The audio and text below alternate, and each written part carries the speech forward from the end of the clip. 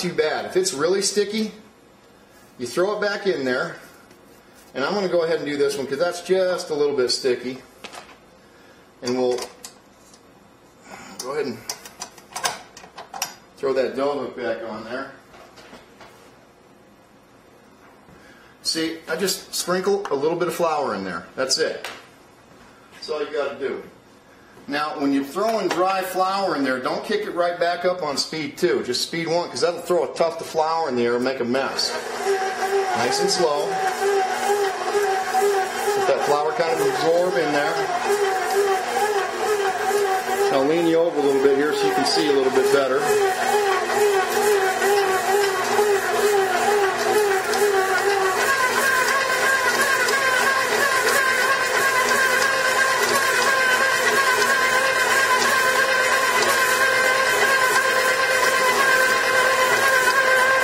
And you can actually drop this.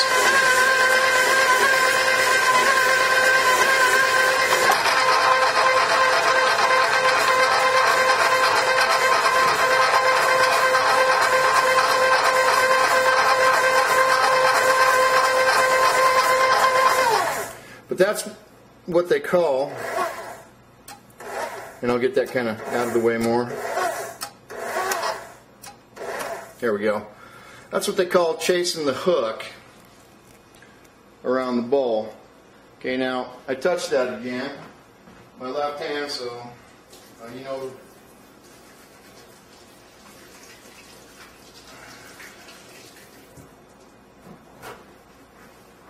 Okay.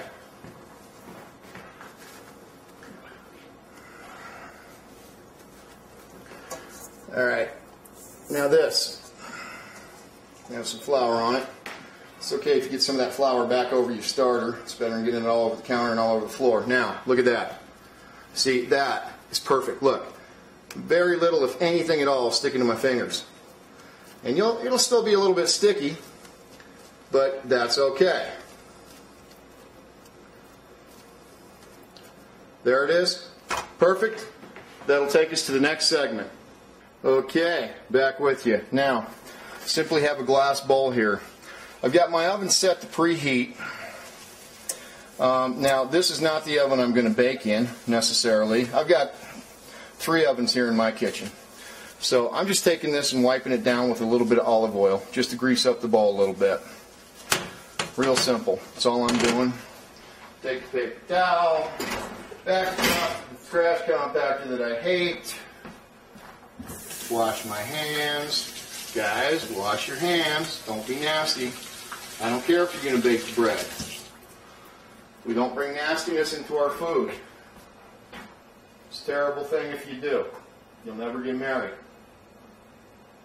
That's my mom. That's what she used to tell me. You'll never get married if you cook nasty food. My grandma used to tell me the same thing.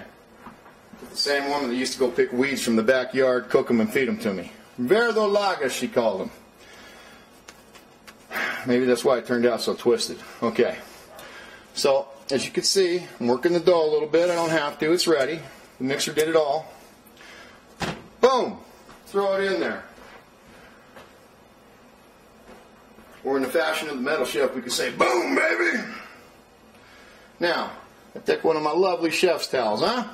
It's like a good Italian boy, huh? He does what his grandma says. No, I didn't. She used to take a belt to me more than I care to mention. Simply lay it over the top. Now, I'm going to back this off a little bit because I'm not going to touch that dough anymore. Not yet. You can see my fine secondary oven, huh? Okay. Now, open this up. I can touch the inside. All right. It's not quite ready yet. So I'll give it a little bit more time. If I can reach in there and touch it and it gets too hot, the oven's too hot. You just want a warm environment for that dough to rise. So, you know, I usually throw my timer in. I mean, I kind of have this down because I'm used to my kitchen. First couple times you do this, you want to throw a timer on. And so, you know, I use my little timer, you use whatever you got. Your clock, your stopwatch, have your friend count, whatever works. And you just simply test the oven. Right? Let it get a little bit warm in there. you'll know when it's ready. For me, on this particular oven, from a cold start, it's about 6 minutes. Your oven may be quicker. This oven, well, you know, it's new, hardly ever gets used, but that's what it is. It is what it is. So, okay, a couple more seconds here, I'm sure it'll be ready. Keep it testing.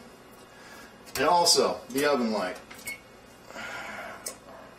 That will also keep it warmer in there. It's a beautiful thing. Remember, unless it's ugly, then it's not such a beautiful thing. Okay.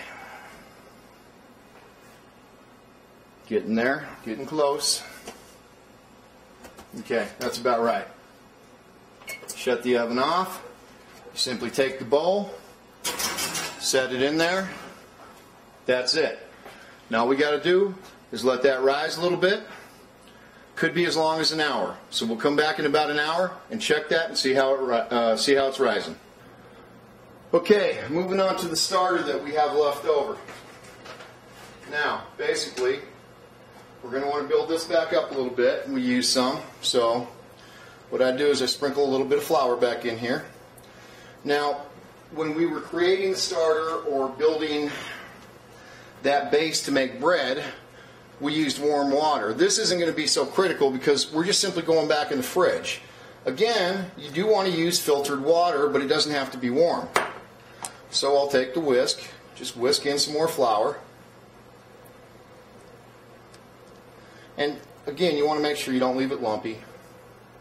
Just kind of thicken it up a little bit is basically what we're doing. And this will just kind of feed it. Build it up for the next time that we use it.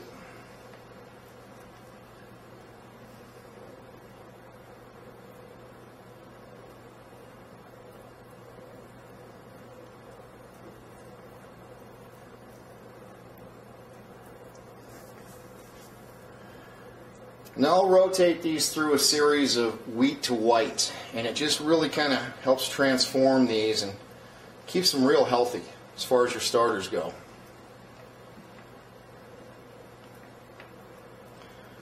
So I'll grind up wheat flour or white, kind of mix them, go back and forth, and the starters will go through some changes. But it keeps them really active. And I found that it just, the breads come out a lot better.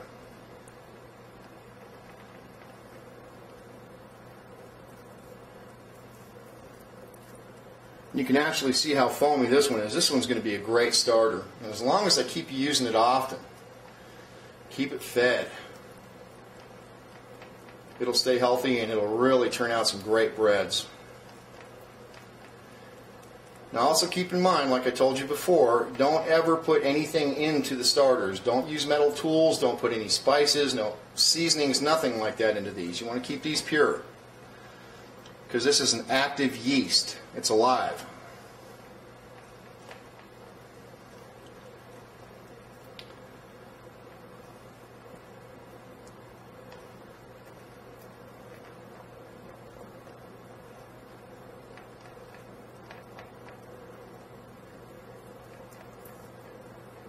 And while they are hard to kill, you can kill them.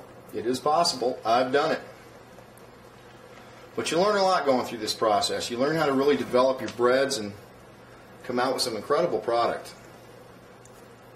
Great pancakes too. Well, just amazing stuff when you really get into baking. Baking is an art, but you can master it. Anybody can. You know, it's not rocket science. Nothing about cooking or baking is rocket science. You just got to apply yourself. You have to love it. I happen to love it. And that's why I am so darn good. Yes, I know. It's powerful, conceited, but hey, you know when you're this good, baby? Oh. When you are this good.